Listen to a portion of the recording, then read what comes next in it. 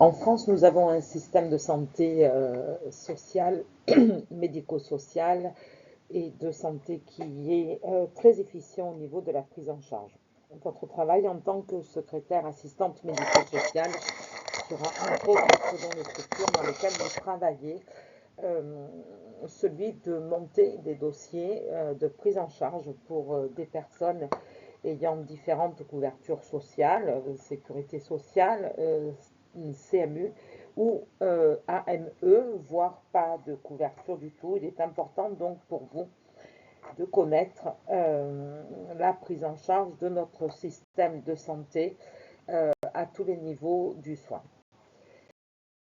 Notre système s'appuie sur des structures multiples. Je vous ai dit qu'on était sur du social, sanitaire et médico-social.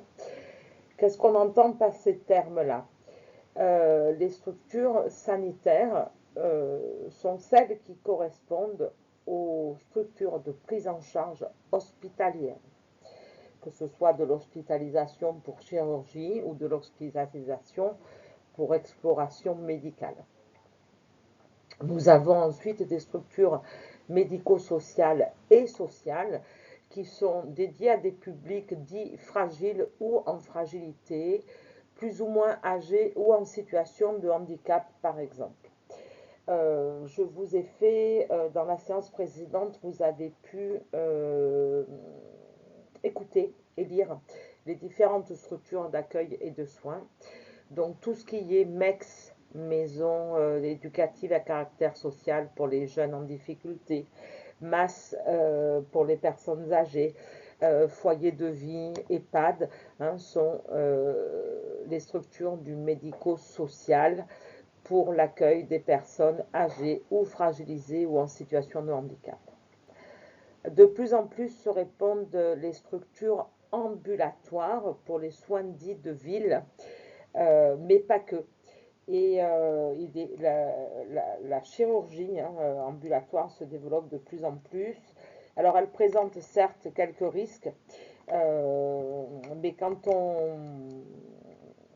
mesure le risque et la qualité, visiblement le facteur risque pour le patient est moindre. Et donc de plus en plus on vise à faire entrer un patient le matin, l'opérer et le faire sortir le soir, avec des soins à domicile, même si ça doit être des soins de perfusion. Pourquoi? Tout simplement parce qu'il y a de moins en moins de place dans les hôpitaux et surtout parce que le coût est réduit en faisant intervenir un infirmier libéral. Donc l'ambulatoire se développe de plus en plus. Quoi qu'il en soit, on a une efficacité d'organisation dans notre système de santé, avec une implication quotidienne des professionnels médicaux, paramédicaux, techniques, les agents administratifs et dans le social également. C'est un système qui est en constante innovation et qui est considéré comme un système d'excellence au niveau international. C'est assez surprenant de lire ou d'entendre ce genre de propos quand on sait à quel point notre système est en difficulté aujourd'hui. Cependant, malgré toutes les difficultés que nous traversons depuis des décennies et qui se sont accentuées depuis 2020, nous restons malgré tout un système reconnu au niveau international comme étant un système qui tient la route et qui apporte un soin de qualité, ce qui laisse forcément à réfléchir sur l'offre de soins qui peut être proposée en dehors de nos frontières. Alors, si je continue, dans notre système de santé, on part du principe que le patient a une liberté de choisir son médecin traitant, son accès direct chez les spécialistes, son établissement de santé et sa structure d'hébergement. Sur le fond, on est là-dessus, sur ce principe-là. Alors pour le médecin traitant, en effet, on peut choisir son médecin traitant. Si nous choisissons d'aller consulter un spécialiste en accès direct, notre consultation ne sera pas intégralement remboursée selon la grille tarifaire de remboursement de la sécurité sociale. Pourquoi? Parce que nous n'avons pas, entre guillemets, respecté notre parcours de soins, mais je vais y venir après. Le choix de l'établissement de santé est effectivement quelque chose qui est réel. Je peux choisir la structure dans laquelle je vais aller me faire soigner. Cependant, si mon médecin traitant m'adresse à un chirurgien qu'il connaît, à qui il fait confiance, etc., je vais être dans l'obligation, entre guillemets, d'aller me faire soigner dans l'établissement où le chirurgien opère, même si c'est un établissement dans lequel je ne voulais pas aller. Ou alors il faudra que je change d'établissement de santé, pardon. Au niveau de la structure d'hébergement, on parle là des structures d'accueil temporaire ou à long terme. Effectivement, les anciens, hein, nos aînés qui rentrent en EHPAD, ont encore la possibilité de choisir leur résidence en fonction de leur degré d'autonomie, de dépendance. Elles peuvent prendre une résidence senior, un EHPAD médicalisé ou un accueil temporaire. Tous ces organismes sont divers et variés et proposent beaucoup de services différents avec beaucoup de tarifs de pension différents également, vous vous en doutez. Mais bon, on est encore dans la possibilité du choix tout autant qu'on est relativement autonome. Pour les personnes âgées atteintes de maladies neurodégénératives type maladie d'Alzheimer, qui sont en général placées par les familles, il est clair qu'il est beaucoup plus compliqué de choisir. On est malheureusement dans le système où on va là où il y a de la place et on n'a pas trop le choix ni l'opportunité de faire autrement. Donc j'abordais l'histoire du parcours de soins. Malgré cette loi de liberté, hein, de choix, nous tendons depuis plusieurs années à faire une médecine de parcours. Un parcours de soins, un parcours de santé, un parcours de vie. Pourquoi ces parcours? Parce que c'est censé renforcer la prise en charge des patients sur une prise en charge globale et dans l'absolu, sur le papier, du moins au plus près de chez eux. Pourquoi je dis sur le papier? Parce qu'on sait tous très bien qu'il y a des déserts médicaux et que donc ça va être très compliqué selon où on vit et où on habite, d'avoir un parcours de vie, de santé et de soins cohérent. Alors, qu'est-ce qu'on entend par parcours de soins? Eh bien, le parcours de soins, c'est un parcours dit logique. Je rencontre mon médecin généraliste, je le consulte, il me fait faire les examens qu'il estime être nécessaires par rapport aux signes et à mon état que je décris.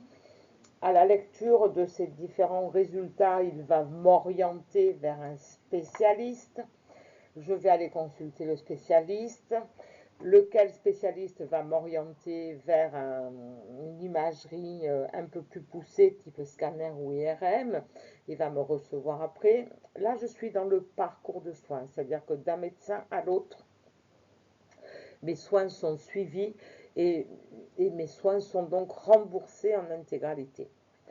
Quand je parle de parcours de santé, je vais parler d'un parcours pris en charge avant la maladie. C'est-à-dire qu'on est en train de travailler au niveau de la sécurité sociale sur le dossier médical partagé, ce qui est quelque chose de très bien, à mon avis, puisque ça va éviter le supermarché des soins, puisque souvent, hein, pour avoir travaillé dans un service d'urgence où on recevait les consultations médicales, souvent nous voyons les personnes arriver et nous dire ah ben docteur, j'ai mal au genou, alors je viens pour passer un scanner.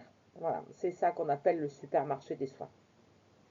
Donc, le dossier médical partagé via la puce de la carte vitale est censé nous tracer, hein, quel que soit le médecin chez qui on passe notre carte vitale, et donc éviter qu'une seule et même personne aille faire 5 fois le même examen d'imagerie et 10 fois la même consultation pour avoir des diagnostics identiques ou différents, mais avoir des avis et des avis et des avis.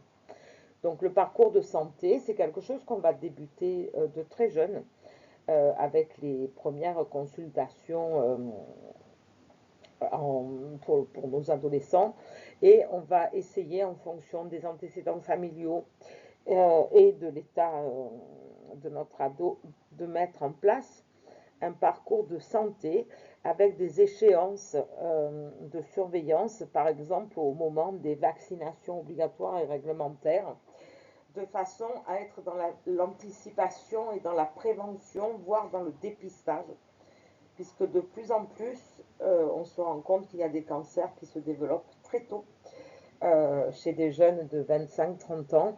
Et donc, il est important de définir le parcours de santé en lien avec le parcours de vie de la personne concernée, puisque en effet, la vie, le milieu social duquel on est originaire, le travail que l'on fait, les conditions financières que nous avons font que effectivement tous ces éléments peuvent impacter sur notre santé. Ces parcours ont pour objectif de renforcer la prise en charge des patients de façon globale et générale, mais bon, ça marche sur le papier, ça marche dans les villes, mais ça ne marche pas dans certaines campagnes, malheureusement. Et les pouvoirs publics agissent pour répondre à cet objectif de prise en charge globale sur 3 plans, donc au niveau national, au niveau régional et au niveau local, pour essayer de mettre en place une coordination de tous les acteurs pour que chaque patient et chaque résident puisse en bénéficier.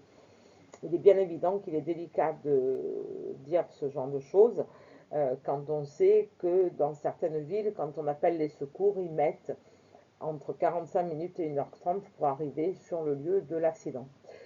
D'où l'importance en parallèle de former le plus de personnes possible aux gestes de premier secours. Alors, au niveau national, donc, le pilotage des politiques publiques reste largement piloté par les pouvoirs publics, au premier rang desquels le ministère chargé de la Santé et des Affaires sociales est garant de la cohérence de la prise en charge des patients et des résidents. Autre acteur de la prise en charge, l'assurance maladie, qui va couvrir le risque de maladie professionnelle et assurer le remboursement des dépenses de santé. L'État intervient donc directement dans le financement et l'organisation de l'offre sanitaire et médico-sociale. Et pour ce faire, le ministère chargé de la Santé et des Affaires sociales assume un large éventail de responsabilités. Donc je viens de vous les noter, vous les avez en face de vous. Première responsabilité, le pilotage et la mise en œuvre de politiques de santé publique, de la veille et de la sécurité sanitaire. Alors, on fait abstraction de tout ce qu'on a pu vivre et de tout ce qu'on a pu entendre au fil des années. Et là, on est pas dans le factuel, dans l'officiel et dans ce qui est défini par les textes de loi. Le pilotage et la mise en œuvre donc, de politiques de santé publique, de veille, de sécurité sanitaire a pour objectif de préserver et améliorer l'état de santé de la population. D'une part, par la prévention des maladies chroniques, par la lutte, alors on entend par maladies chroniques les préventions de pathologies sur le diabète, les AVC, l'hypertension, la lutte contre les risques infectieux ou environnementaux et protéger par ailleurs des menaces sanitaires. Alors, pour y parvenir, le ministère s'appuie sur les agences sanitaires qui sont des opérateurs publics dont ils assurent la tutelle, ainsi que sur des partenaires indépendants tels que la Haute Autorité de Santé, connue sous le nom de HAS. D'accord? Donc, l'HAS est indépendante, mais elle est quand même sous la tutelle du ministère. Deuxième grand chantier, la supervision de l'ensemble des établissements de soins et d'accompagnement, la formation des professionnels de santé. Alors, l'État est censé veiller à une bonne répartition des structures sanitaires, médico-sociales et ambulatoires sur le territoire national. Là encore, on tourne en rond et on revient sur la même problématique des territoires en désertification médicale. Il veille aussi à la complémentarité efficace des professionnels dans cette structure. C'est-à-dire qu'il faut vraiment que dans les structures, on ait des équipes pluriprofessionnelles, une équipe pluridisciplinaire, pour que chaque structure puisse offrir une réponse adaptée et une proximité de soins de santé aux populations dans chaque territoire local. Vous verrez qu'on a des moyens de pallier à tout ça, puisque ça ne fonctionne pas comme on le voudrait. Dans le cadre de la médecine de parcours, comme on en parlait précédemment, les questions purement sanitaires convergent avec les questions sociales du patient ou de l'usager de la santé. Et donc là, le ministère de la Santé va faire le lien avec le ministère des politiques familiales, la dépendance, le handicap, les conditions de précarité. Tout ça doit être pris en compte dans la prise en charge du soin.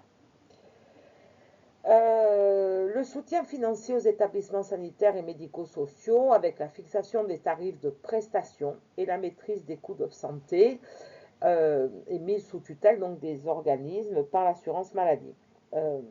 Chaque année, le Parlement vote une loi de financement de la sécurité sociale. C'est la loi LFSS.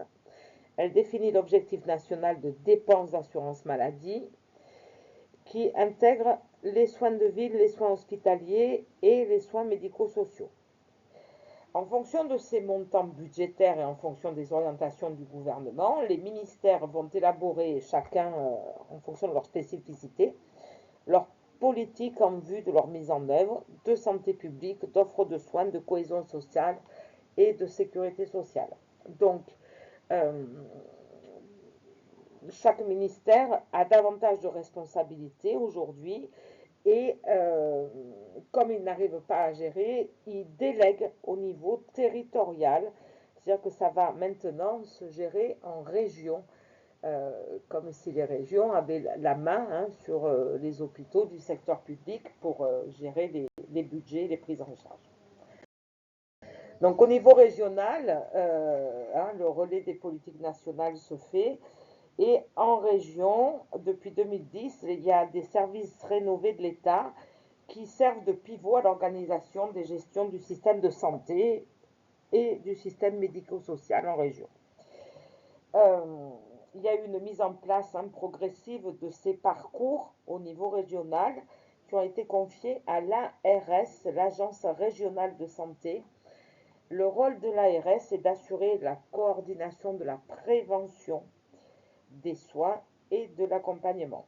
Donc, cette agence veille à une gestion cohérente des ressources pour permettre un accès égal de tous à une prise en charge continue, à une qualité sécurisée dans le soin. C'est compliqué de dire ça, alors qu'il y a des endroits où on n'a même plus de maternité.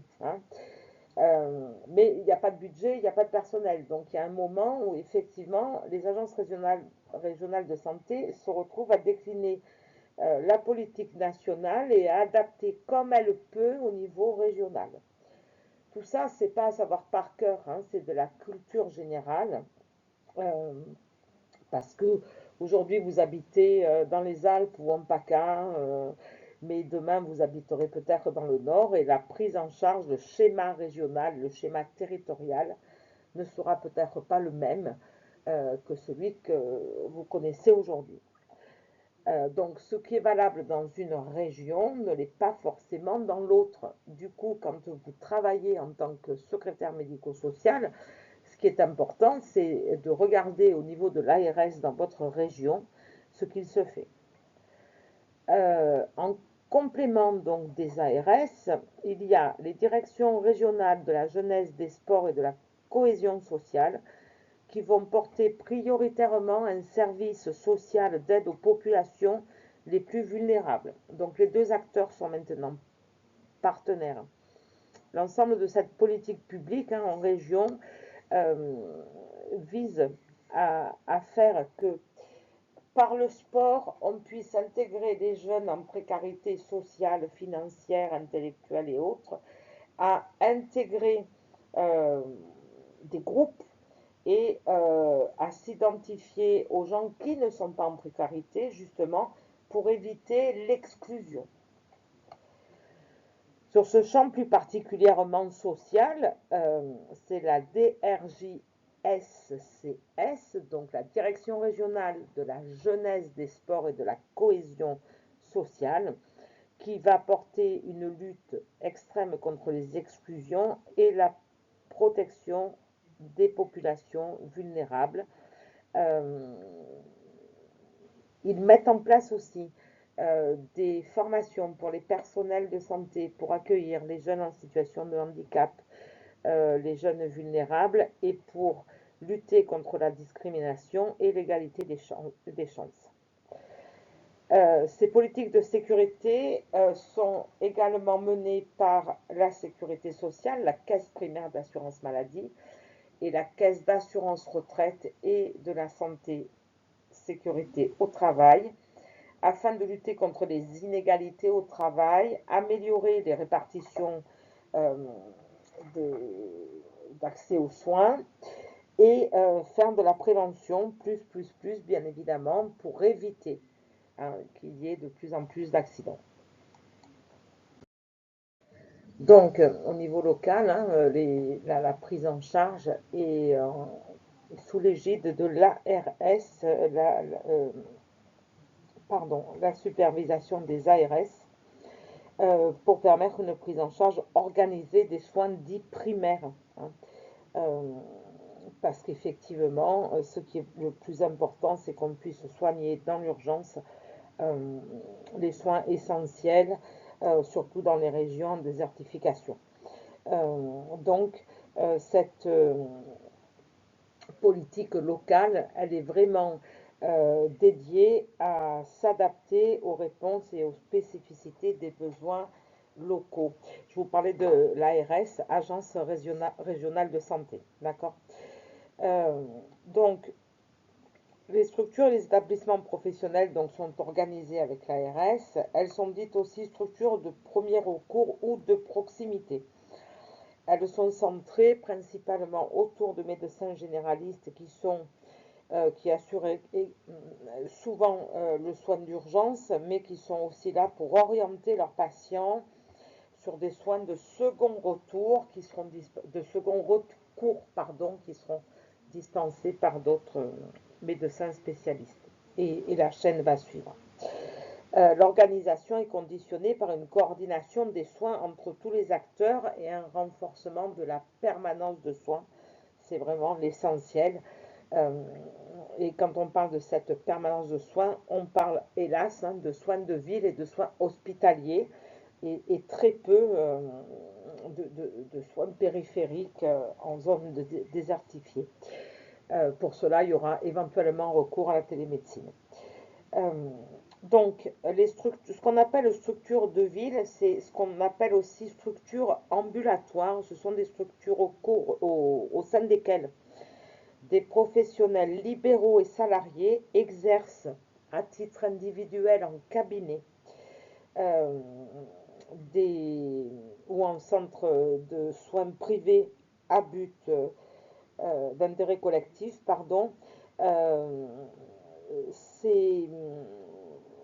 ces soins et on a vu ces soins essentiels, primordiaux, et on a vu fleurir d'année en année des maisons de santé ou des centres de santé ou des maisons médicales où on arrive à trouver quelques spécialistes, des médecins généralistes, un urgentiste, un dentiste, au rez-de-chaussée, un pharmacien, à l'étage du dessus, une sage-femme.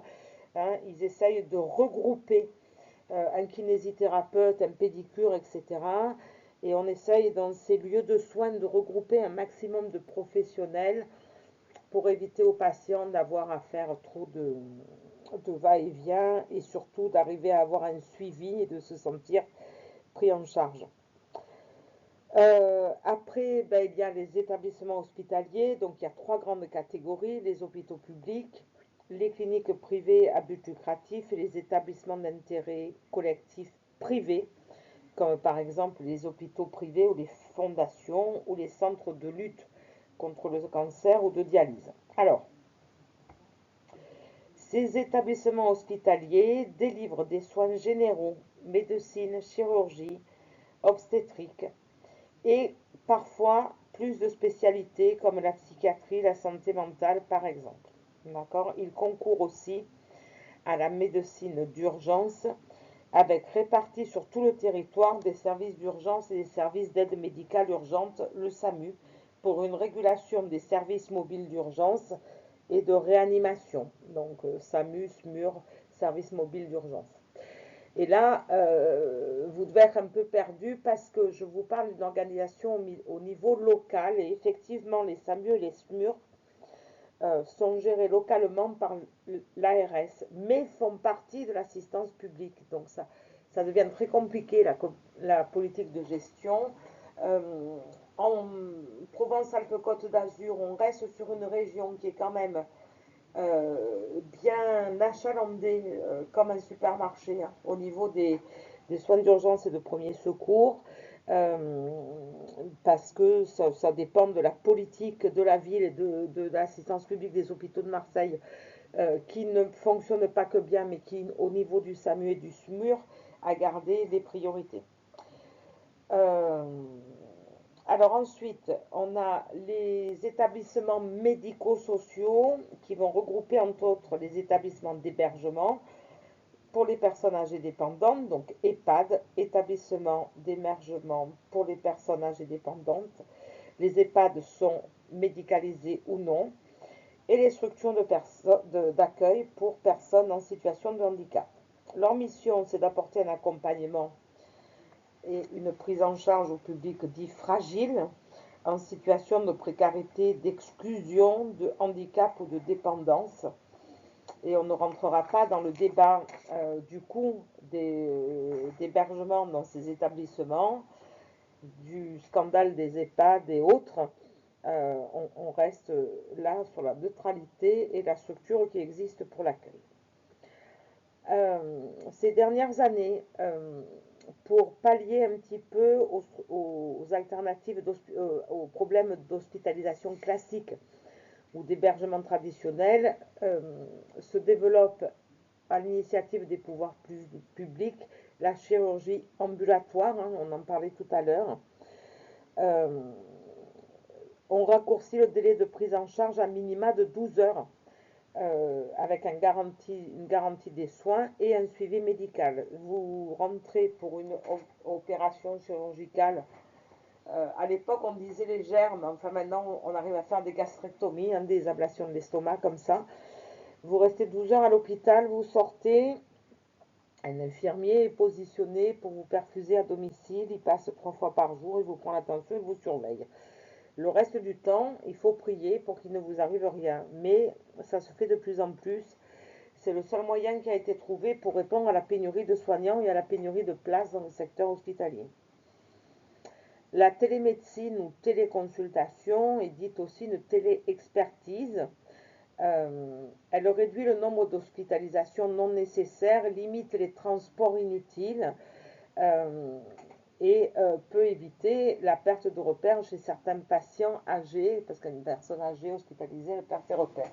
Cependant, on ne peut pas avoir une consultation de télémédecine pour dépister un cancer, mais on peut avoir une consultation de médecine parce qu'on a des brûlures urinaires et un peu de température. Donc ça aussi, c'est une alternative à la désertification médicale, à condition que les personnes concernées ne soient pas sur une zone blanche, parce que si elles n'ont pas de téléphone et d'internet, elles ne pourront jamais prendre de rendez-vous en télémédecine. Il y a des structures de soins infirmiers à domicile, hein, des SIAD, pour une surveillance médicale et soins d'urgence paramédicaux qui se développent de plus en plus, des HAD, hospitalisation à domicile, pour maintenir les gens à domicile en surveillant les perfusions et autres. Des accueils temporaires en EHPAD pour améliorer la qualité de vie des personnes dites aidants familiaux qui ont besoin de souffler de temps en temps. et des tas de choses comme ça qui se sont mises en place sous le couvert de l'ARS pour essayer de trouver des solutions, même si elles ne sont pas pérennes, pour soulager les personnes malades ou en situation de handicap hébergées par les familles et avec des soins qui restent pris en charge.